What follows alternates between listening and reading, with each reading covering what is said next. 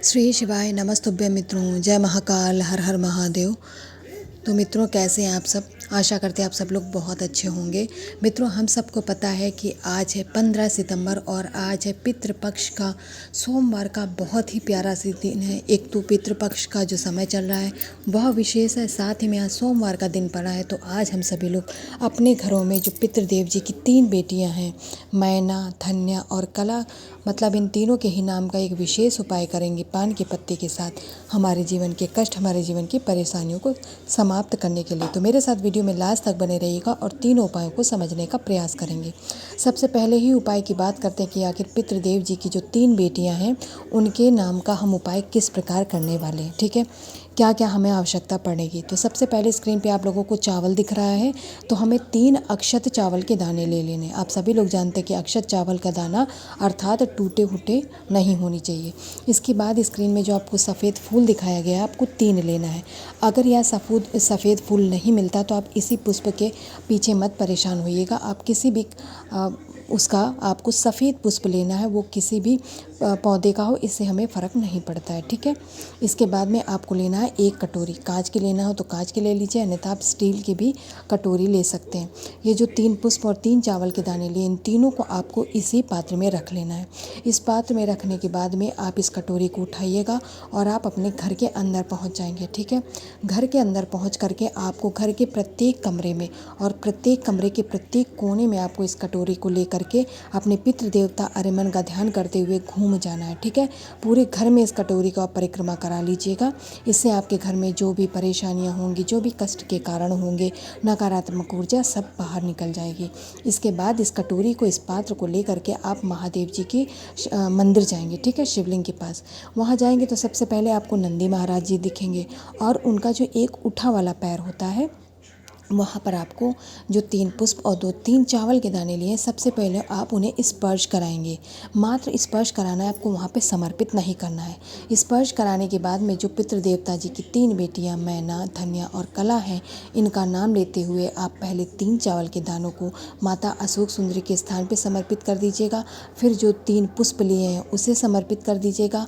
उन्हें समर्पित करते समय आपके ज़ुबान पर एक ही विनती होगी, एक ही आप निवेदन करेंगे पितृ देवता की इन तीनों बेटियों से कि आपके जीवन में जो भी परेशानियां, जो भी कष्ट हैं, उन्हें इन तीनों देवियों के आशीर्वाद से दूर हो जाए और पितृ पक्ष के जो ये समय चल रहा है, जो ये दिन चल रहे हैं, इन विशेष दिनों के अवसर पर ये जो पितृ देवता जी की तीनों बेटियों के आशीर्वाद से आपके जीवन में कोई परेशानी ना आए। यदि आपके पितृ रुष्ट हैं, आपके किसी उपाय से या आपके किसी कारण से रुष्ट हैं, तो वो आप पे प्रसन्न हो जाए, आपको अपना आशीर्वाद दें और इन तीनों बेटियों के आशीर्वाद से भी आपका जीवन खुशहाल, खुशीपूर्वक बीते और आपके जीवन में कोई भी कष्ट ना आए, कोई भी परेशानी ना आए। वो चाहे वो धन संबंधी हो, चाहे वो रोग बीमारी संबंधित हो या फिर अन्य और कोई भी परेशानी संबंधित परेशानियां हो, वो सारी परेशानियां आपके घर से बाहर चली जाए और आप सभी लोग खुशी खुशी अपने परिवार के साथ रहने लगे। और जो भी आप इच्छा आपके मन में हो, आप उसे कहते हुए इस उपाय को करिएगा। पितृ देवता जी की तीनों बेटियों को स्मरण करके आपके जीवन के पितृदोष जरूर समाप्त होंगे। पहला उपाय समझ गए, जो कि बहुत ही विशेष था, थोड़ा बड़ा था, लेकिन समझना बहुत ज़रूरी था। अब दूसरे उपाय की बात करते हैं। जब हमारे घर में लड़ाई झगड़े बहुत हो रहे होते हैं, बिना कारण के घर में क्लेश मचा होता है, तो आपको लेना है काला तिल। कितना लेंगे? मात्र 1 चुटकी लेंगे काला तिल। 1 चुटकी काला तिल लेने के बाद में अब आपको और 2 से 3 चीज़ों की आवश्यकता पड़ने वाली। बस आप लोग वीडियो में लास्ट तक बने रहिएगा, बिना स्किप करे देखिएगा, तभी आपको हर एक उपाय अच्छे से समझ में आ जाएगा। अब स्क्रीन पे जो आपको सुपारी दिखाई गई है, ये पूजा वाली सुपारी है। अब 1 चुटकी आपने काला तिल ले लिया। सुपारी कितनी लेंगी? तो आपको गिन करके 2 सुपारी लेनी है, पूजा वाली, खाने वाली नहीं लेनी है, पूजा वाली लेनी है। इसीलिए मैं आपको 1 बार नहीं 2 बार आपको इस बात को बता रही हूँ। ठीक है, 1 चुटकी काला तिल, 2 सुपारी लेने के बाद में अब हमें लेने हैं, क्योंकि हम अपने घर से झगड़े को समाप्त करना चाहते हैं, आप आज 2 कमल गट्टे ले लीजिए। आप सोच रहे होंगे कि कमल गट्टा तो धन के लिए लेते हैं। हाँ, लेते हैं, बिल्कुल लेते हैं, लेकिन कुछ और भी उपायों में हमें कमल गट्टे का उपाय करना पड़ता है। तो आज आप 2 कमल गट्टे लेंगे, 1 चुटकी काला तिल और 2 कमल गट्टे, और आपने लिए हैं 3 सुपारी खाने वाली। ठीक है, इसके बाद हम लेंगे 1 पान का पत्ता। अब पान के पत्ते को लेने के बाद में चीज़ें हमारे पास 3 हैं, लेकिन पत्ता हम 1 ही लेंगे। एक पान के पत्ते में आपने जो 2 सुपारी लिए हैं उसे रखिएगा, जो 2 कमलगट्टे लिए हैं उसे रखिएगा और आपने जो 1 चुटकी काला तिल लिया है उसे रखिएगा। तीनों सामग्री को आप इसी पान के पत्ते में रख लेंगे, ठीक है। अच्छे से रखिएगा, कोई भी, क्योंकि जो सुपारी है, जो कमलगट्टा है, वो हो सकता है पत्ते से नीचे गिरे, तो आपको अपने दोनों हथेलियों की सहायता से इसे पकड़ के रखना है कि कोई भी सामग्री आपके पत्ते के नीचे नहीं गिरने पाए। इस बात का आप लोग विशेष ध्यान रखेंगे, ठीक है।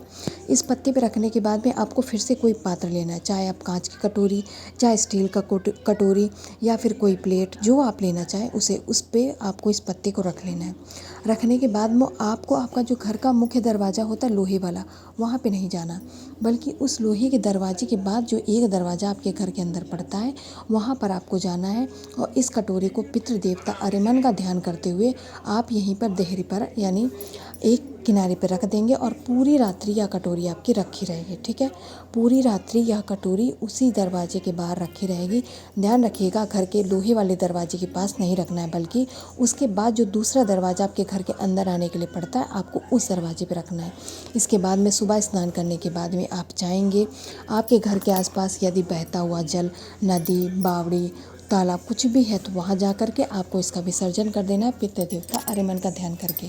मान लीजिए किसी के यहाँ नदी नहीं है, तालाब नहीं है या फिर जल नहीं है, तो क्या करेगा वो, तो उस कंडीशन पे आप क्या करिएगा, जो पीपल का वृक्ष होता है या वट वृक्ष होता है, वहाँ पर उन दोनों ही वृक्षों में किसी एक वृक्ष के नीचे आप इसे समर्पित करके चले आइएगा मित्रों।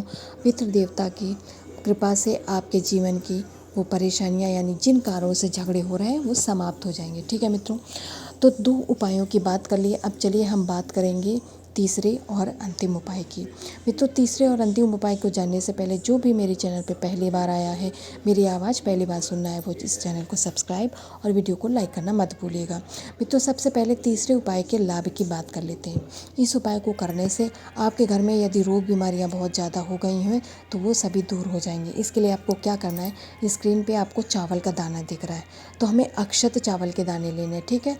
जो घर में भोजन पकाते समय जो चावल का दाना यूज़ करते वो मत लीजिएगा, ठीक है मित्रों।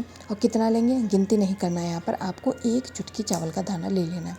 1 चुटकी चावल का दाना लेने के बाद में आपको लेना है 1 चुटकी काली मिर्च। काली मिर्च अच्छी लीजिएगा, जो ख़राब होती हैं वो मत लीजिएगा। इसके बाद लेंगे तांबे का 1 कलश, उसमें लेंगे अपने घर का शुद्ध जल, और रोग बीमारी का उपाय तो गंगा जल ज़रूर लेंगे। इसके बाद ये जो 1-1 चुटकी लिया है, इन दोनों ही सामग्री को आपको इस कलश के अंदर डाल लीजिएगा मित्रों। डालने के बाद में इस कलश को लेकर के आप अपने इष्ट, अपने आराध्य भगवान शंकर की शिवलिंग के पास पहुंच जाएंगे। आप सभी लोग जानते हैं कि महादेव जी की शिवलिंग के ऊपर 5 मुख्य स्थान होते हैं। यदि वहाँ पर हम लोग जलाभिषेक करते हैं, अच्छे से महादेव जी का पूजन इत्यादि आप लोग करते हैं, जल चढ़ाते हैं, तो आपके जीवन के कष्ट जरूर दूर होते हैं। तो यहाँ पर रोग मुक्ति के लिए हम महादेव जी के कुंदक रूप यानी कुंदकेश्वर महादेव जी का ध्यान करते हैं।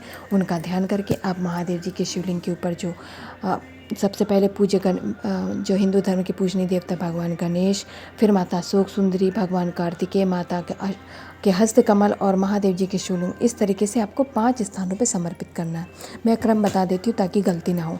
सबसे पहले भगवान गणेश के स्थान पे, फिर भगवान कार्तिकेय के स्थान पे, माता अशोक सुंदरी के स्थान पे, फिर माता के हस्त कमल जिसे कटिभाग कहा जाता है वहाँ पर, और सबसे लास्ट में महादेव जी की पिंडी यानी महादेव जी के सबसे ऊपर शिवलिंग पे समर्पित कर दीजिएगा मित्रों। आपके जीवन के जो भी कष्ट हैं, जो भी रोग बीमारियाँ जरूर समाप्त होगी और कुंदकेश्वर महादेव जी के आशीर्वाद से आप सभी लोग निरोगी होंगे।